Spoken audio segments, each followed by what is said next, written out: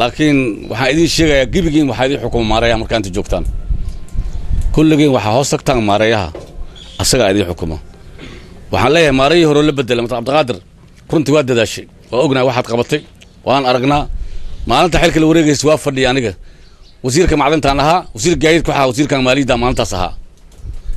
wasiir gaadiidka asaga ahaa wasiirka maaliyadda xafladiina waan fadhiyay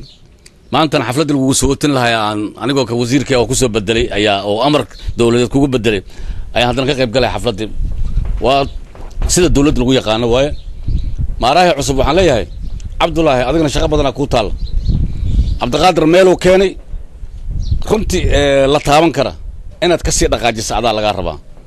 laakiin waxaan dhiirabaa ninka maamulka cusub imaanayo meeshii aan gaarsiin meel ka fiican inuu sii gaarsiin insha Allah qalbi waxaan ku faraxsanahay maanta qof aqoon leh in la qaado qof aqoon leh inta meesha loo dhiibo taas waa horumar rarta hadii qofka loo dhiibi lahaa oo iga taageer ama iga aqoon yar wax kale noqon lahayd moota qof aqoon leh la qaado dhalinyaro qof aqoon waa loo dhiibi taas waa wax wanaag dadka dhan u fiican tahay arinta labaad waxa xiriir fiican baa meeshan uga tagay international community oo AMISOM ka wada shaqeyn fiican aan qabno ina hor u sii wadaan raba insha Allah meel fiican ay sii mar السلام عليكم ورحمة الله تعالى وبركاته marka hore waxaan salaamayaa wasiirka warfaafinta gaadiidka xirkiga dhulka mudane Cabdinuur Cali Aadan waxaan salaamayaa wasiirka maaliyadda mudane Ibrahim Xasan waxaan salaamayaa madaxa AMISOM taliyaha sare ee nala fadhiyo waxaan salaamayaa wakiilka qaramada midoobay nagala jooga waxaan salaamayaa Rayaan oo asagana ah qayb muhiim maanta ka soo qayb galay xafladan qiimaha iyo qaayaha leh loogu talagalay in isbedelka dhacayo garoonka caalamiga ee Kismaayo xil wareejinta maanta xafladan nagala soo qayb galay waxay ii tahay sharaf maantadan oo aan u taaganahay xafladan qiimaha badan ujeedadeedu ay tahay maareeyihii hore maamulkii hore oo maanta xilka wareejinahay aniga oo ah maamulka cusub maareeyaha cusub ee garoonka caalamiga ah ee Kismaayo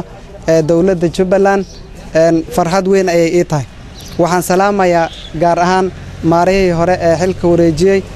maareeya waan qaatay dardaaranka aad soo jeedisay iyo warbixinta aadna siisay guud ahaanba shaqadii socotay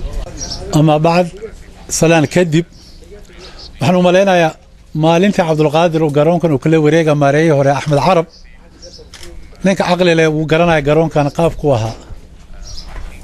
maantana qaabku aan u jeedinaa nin walba uu jeeda qaabku hadda garoonku marayo Cabdulqaadir waxaan leeyahay uu ku mahadsan yahay